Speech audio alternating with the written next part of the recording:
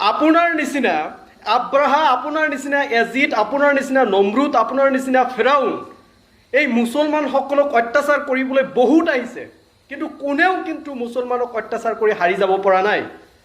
আৰু এতিয়ালৈকে মুছলমান বিদ্যমান হৈ আছে এই পৃথিৱীখনত। আপুনিতো এজন সাধাৰণ ব্যক্তি, আপুনি এজন অস্থায়ী মুখ্যমন্ত্ৰী। আপুনি কেনেকৈ ভাবিলে যে আপুনি মুছলমানসকলক অত্যাচাৰ কৰিলেই মুছলমানসকলে এই অসম এৰি গুচি যাব? অসম আপোনাৰ বাপৰ পৈতৃক সম্পত্তি নহয়তো।